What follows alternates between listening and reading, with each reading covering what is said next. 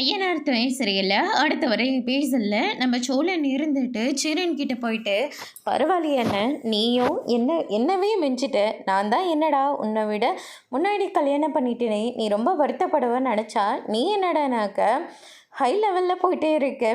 இப்போ நீ எங்கள் எல்லாத்தையும் சித்தப்பாக்கிட்டேயே அப்படின்ற மாதிரி சொல்லிக்கிட்டு இருக்காங்க. அண்ணன் எதுக்காகவும் கவலைப்படாது. கூடிய சீக்கிரமாக நான் இங்கேருந்து போகிறதுக்குள்ளேயே உங்களுக்கும் சந்தனுக்கும் கல்யாணம் பண்ணிட்டு தான் கூட்டிகிட்டு போவேன்.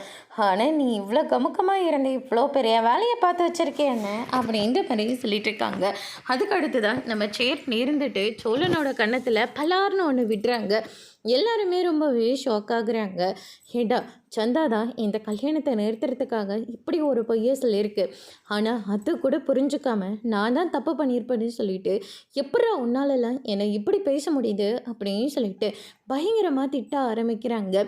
நானும் பார்த்துக்கிட்டே இருக்கேன், இப்படியெல்லாம் பேசிக்கிட்டு இருக்கேன். அண்ணன் மேலே உனக்கு கொஞ்சம் கூட நம்பிக்கை இல்லையடா அப்படின்னு சொல்லிட்டு பயங்கரமாக திட்டிகிட்டு இருக்காங்க. டே பாண்டி, நம்ம குலதெய்வம் கோயிலுக்கு போகும்போது நம்ம வானத்தையும் கல்யாணத்தை நிறுத்துறதுக்காக இப்படி ஒரு பொய்யை சொல்லிச்சுல, அப்போ இவங்க எல்லாரும் உன்னை பற்றி பேசுகிற போது நான் என்னடா சொன்னேன்னு, நீ அப்படி ஒரு தப்பாக பண்ணியிருக்க மாட்டேன்னு நான் சொன்னேன்.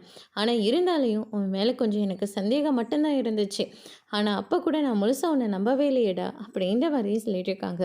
ஆனால் நீயும் உன் கூட சேர்ந்துக்கிட்டு இஷ்டத்துக்கும் பேசிக்கிட்டு இருக்க அப்படின்ற மாதிரியும் சொல்லிடுறாங்க. அப்படின்னா நீ எந்த தப்பும் பண்ணலையான்னு, நான் என்னடா தப்பு பண்ண போகிறேன் அப்படின்னு சொல்லிட்டு பயங்கரமாக திட்டுறாங்க. அதோடு இன்னைக்கான பிரம்ம முடிச்சிருக்காங்க.